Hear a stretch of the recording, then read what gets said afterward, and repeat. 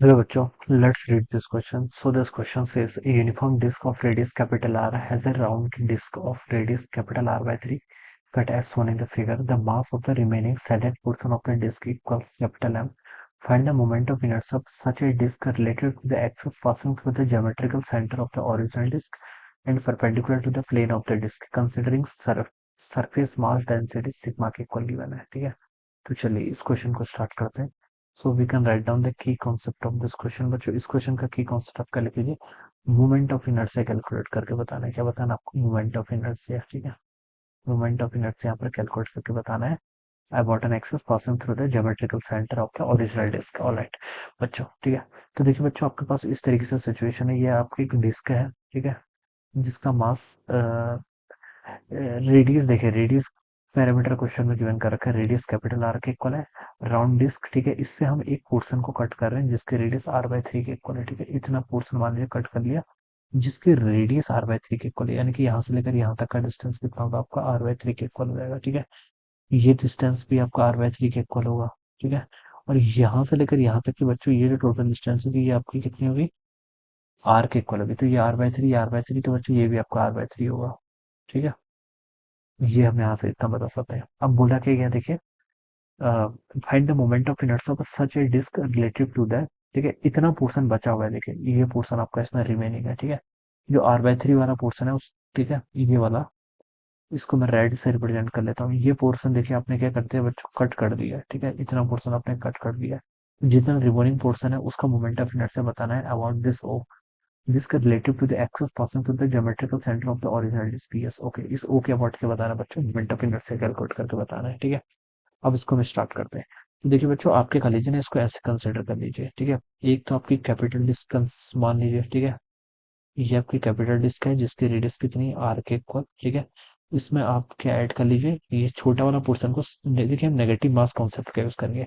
इसकी density plus sigma मान लीजिए, इसकी डेंसिटी माइनस सिग्मा मान लीजिए। क्वेश्चन में गिवन कर रखा है ना, सरफेस मास डेंसिटी। ठीक है, इसके अबाउट जो मोमेंट ऑफ इनर्शिया आएगा इसको I1 बोल दीजिए, इसके अबाउट जो आएगा इसको I2 बोल दीजिए। ठीक है, इसकी रेडियस कितनी? आर बाय 3 के इक्वल।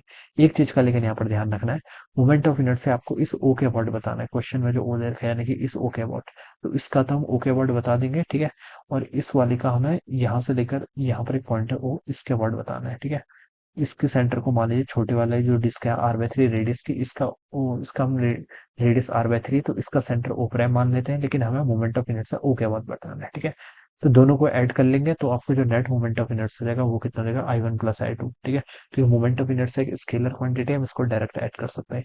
तो बच्चों पहले आप देखिए इसका मास देखिए, इसका मास देखिए बच्चों कितना होगा? डिस्क का मोमेंट ऑफ इनर्शिया कितना होता है आपका? एम आर स्क्वायर बाई 2 के equal about an axis passing through the centre of the disc and perpendicular to the plane. ठीक है, तो हमें यहाँ पर पहले मास कैलकुलेट करना है। ठीक है, इसका देखिए सरफेस डेंसिटी गिवन करके सिग्मा के इक्वल है, इसका रेडियस आर के इक्वल है, तो पाई टाइम्स आर स्क्वायर ये हो जाएगा। ठीक है, ये क्या हो गया? This is our total mass. ठीक है, डिस्क का moment of inertia M R square by 2 होता है, इस फॉर्मूले में रख लीजिए। ठीक है, मास कितना है आपका? Sigma times pi R square के इक्वल, ये तो उसका क्या हो गया? मास हो गया, इंटू रेडियस का स्क्वायर डिवाइडेड बाई 2। ठीक है, ये आ गया। ये आपने क्या कर लिया? कैपिटल जो आपकी डिस्क है उसका आपने मोमेंट ऑफ इनर्शिया कैलकुलेट कर लिया, जिसकी रेडियस आर के इक्वल है।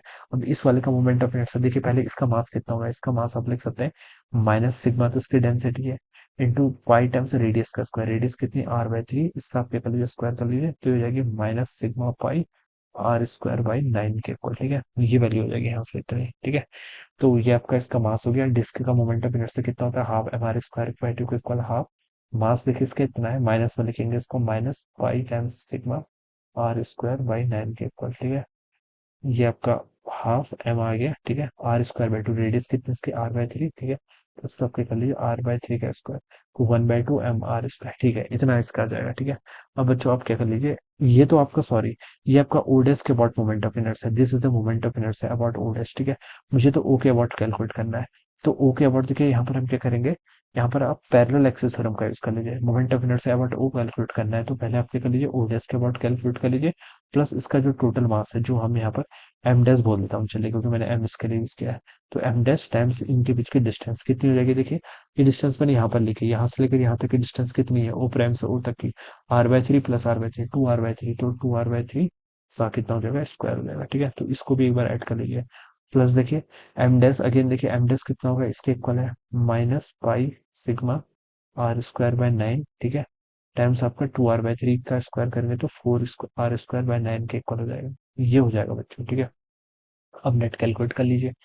तो ऊपर देखिए आपका sigma pi r⁴ divided by 2, litre में तो इतनी आ जाएगी, ठीक है। बिल्कुल ठीक है। प्लस देखिए आपका यहाँ से कितना आएगा, माइनस देखिए इसको आप माइनस पाई सिग्मा r² 9/2 कितना होता है आपका 18 के इक्वल, इंटू यहाँ से आपका r² बाय 9 हो जाएगा, ठीक है। ये वैल्यू इतनी हो गई। अब इस वाले टर्म को और सब्ट्रैक्ट कर लीजिए तो माइनस साइन इधर आ जाएगा, पाई सिग्मा r⁴ इधर हो जाएगा, 4 वाली टर्म इधर है, 9 × 9 कितना होता है 81 के इक्वल। तो ये टर्म आ जाएगी यहाँ से, ठीक है ना। ठीक है, बिल्कुल ठीक है। अब देखिए यहाँ से sigma pi r⁴ divided by 2, ठीक है। माइनस साइन को चलिए मैंने यहाँ से कॉमन ले लिया, पाई सिग्मा r⁴ यहाँ पे है तो उसको भी कॉमन कर लिया, पाई सिग्मा r⁴ ठीक है। तो माइनस भी आ गया, तो पाई सिग्मा 1/18 कितना होता है 162 के इक्वल हो जाता है, 18×162, ठीक है। ऑलराइट। और यहाँ पर प्लस हो जाएगा फिर पाई सिग्मा r⁴ तो बाहर गया तो 1/81 और टर्म आपके यहाँ पर इतनी हो जाएगी, ठीक है। अब यहाँ पर से देखिए पाई सिग्मा r⁴ को पूरे टर्म से कॉमन कर लेंगे तो पाई सिग्मा r⁴ हो जाएगा, ठीक है। यहाँ पर आपको कितना बच गया 1/2, इस 1/2 को इधर लेके आ गया, इन दोनों को ऐड कर लीजिए, ठीक है। ये ऐड होके कितना आएगा 3/162 होगा ना ये, ठीक है। इसको देखिए हम ऐड करेंगे तो 162 इधर हो जाएगा, यहाँ 1 प्लस 3/162 तो आपको 1/54 हो जाएगा, ठीक है। कितना 1/54, लेकिन माइनस में आना चाहिए, कितना माइनस में, ठीक है। यस माइनस में आ जाएगा, ठीक है। इसको देखिए सॉल्व कर लीजिए, पाई सिग्मा r⁴ 54 माइनस 52 करेंगे तो आपका 52 डिवाइडेड बाई कितना आपका, सॉरी यहाँ पर आपका बस नीचे देखिए आपका डिनोमिनेटर में कितना आएगा, डिनोमिनेटर में आपका 1/2 माइनस 1/54 करेंगे ना, तो डिनोमिनेटर में तो 54 हो जाएगा, ठीक है। ये आपका 27 माइनस 26 के इक्वल आएगा, तो ये आपका 13/27 के इक्वल आएगा, कितना 5 सिग्मा r⁴ को बस ये इसका आंसर होना चाहिए, ठीक है। 13/54 27 27 माइनस और 26, ठीक है। 13/27 बाई सिग्मा r⁴ तो this should be the answer. ये क्या होना चाहिए बच्चों, इस क्वेश्चन का आपका राइट आंसर होना चाहिए, ठीक है। This will be the answer of this question. यहाँ पर देखिए बच्चों आपके 4 वाली टर्म भी है, सॉरी ये आपका 4 है ना, तो ये आपका 4/81 होना चाहिए, यहाँ से 4, ठीक है। यहाँ पर थोड़ा सा मिस्टेक हो गया, 162 आपका 8 टाइम्स आ जाएगा, ठीक है। 8 + 1 कितना होता है आपका 9 के इक्वल होता है, ठीक है। तो ये आपको 1/18 आएगा, सॉरी दिस इज 1/18, ठीक है। मैं इसको इरेज कर लेता हूँ, ये टर्म आपकी 1/18 आ जाएगी, ठीक है। यहाँ पर देखिए आपका कितना हो जाएगा 1/18 हो जाएगा, ठीक है। ये 1/2 और ये आपका 8 + 1 कितना होता है 9, 9/162, 18×162, ठीक है। 18 हो जाएगा, ठीक है, ऐसा होगा। तो यहाँ पर 18 करेंगे तो 2 9 9 - 8 8 के इक्वल हो जाएगा, ठीक है।